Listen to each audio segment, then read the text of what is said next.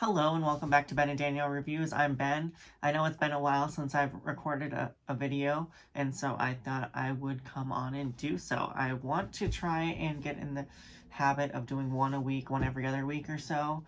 I know I've been busy with work. September especially has been busy. I was at the shop for 28 straight days from the day after Labor Day until pretty much the beginning of October. I was just working every single day, and I didn't really have time and energy to record a video. I did get some games played because I still had my Saturday and my Wednesday game groups, so I did get some games played. I did a total, I think, of 34 game plays total, 25 or so different games. Got, I think, 7 or 8 new games. I just wanted to talk about 5 of my favorite games that I finally got to play for the first time this month. Starting with an honorable mention, so 6 total. First one will be Letter Jam. That'll be my honorable mention. Letter Jam is a cooperative letter game. It was taught to me by one of my gamers. I've had it for a while, but he also had a copy, and he decided to teach it one day. So we played it. We played it at the full 6. Everyone has a secret letter, and they are giving clues as such here to try to help people guess what their word is, because you'll have one letter missing from a word, and you just kind of have to use that to try and figure out what your word is. And then at the end, you'll have 4 different letters, and you're going to be trying to spell a word out with those letters. It was a fun little game, not something I would want to play a ton of, but it was one that I enjoyed nonetheless. That is Letter Jam. Alright, number 5 was another cooperative game, and that is going to be Miller's Zoo. Miller's Zoo is a game where you're working together to help your animals in the zoo, recruiting new animals into your zoo, getting all the animals that you can into your zoo, and then fulfilling their needs. Some of them need bathing, some of them need food, and so on. And it also has like sort of like a legacy style campaign to it, where with every win you make the game a little bit harder and you add different player powers and such. We played with just the standard game. I thought that was a little too simple for me. The idea of it, you're just matching symbols. I would definitely want to play it with some of the modules, see if it will give it a little bit more complexion, because I like games to be simple, but I thought this one was a little too simple for my liking. But I definitely want to try more of it. Since it's at my number 5 spot, it could definitely go higher, but it could also just leave the collection if after another player or two, I don't enjoy it. I will just re-gift it to someone or something. But I like nature-themed and animal-themed games like that, so that one was a little bit of a disappointment, but it plays 1 to 6 players, so it plays a good amount of players, and it plays really quickly at like 25 to 30 minutes or so per game. So it hits that sweet spot of being a filler game and plays a lot of people. So we'll see. I hope to really enjoy it going forward, but my first couple playthroughs of it, I did not love it as much as I was hoping. Number 4 is a economic sort of game, and that is Raccoon Tycoon. Raccoon Tycoon is an interesting game where you're buying and you're collecting and selling resources and buying different railways and acquiring towns. And I like the little animal art here on the back of that. It's a nice little replacement to Monopoly. Not one I'll play a ton of, but I definitely enjoyed the mechanics. The mechanics on this for a simple game were pretty sound, and you can get really good at this game. But it's also one that can be easily taught to people, and that is Raccoon Tycoon. They also have a lizard theme game with it as well. I think it's called Lizard Wizard, something like that.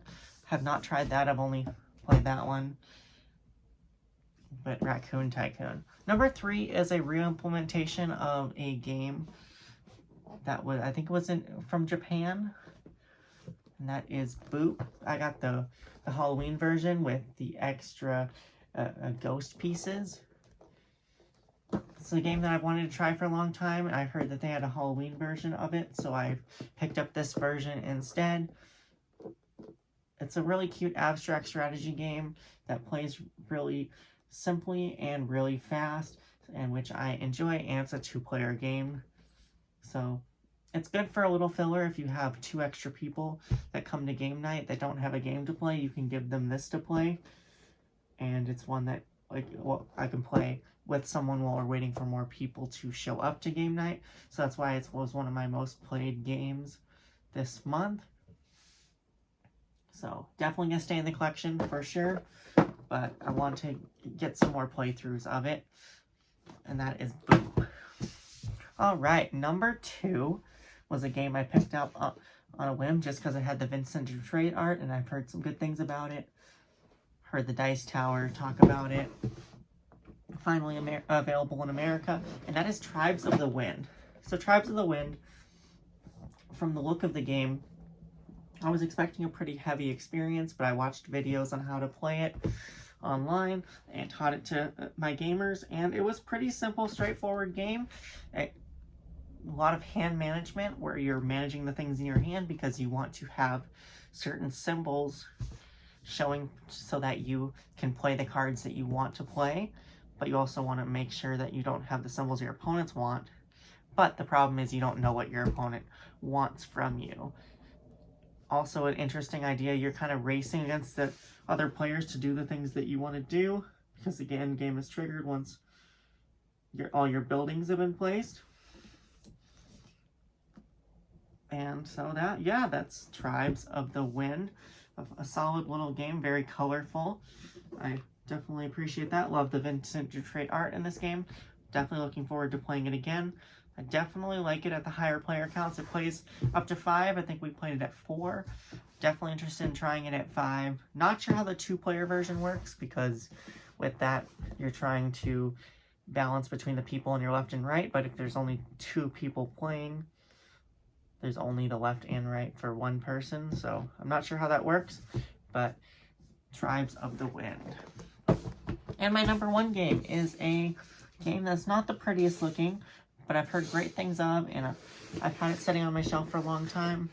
One of my gamers knew how to play it, and they were willing to teach it on a week that I didn't really feel up to teaching games, and that was the Castles of Burgundy. So the Castles of Burgundy is a really cool dice placement game where you are using your dice to do different actions, and you are going to fill up your board with different types of buildings and ships and all other things. And yeah, I like how the game played.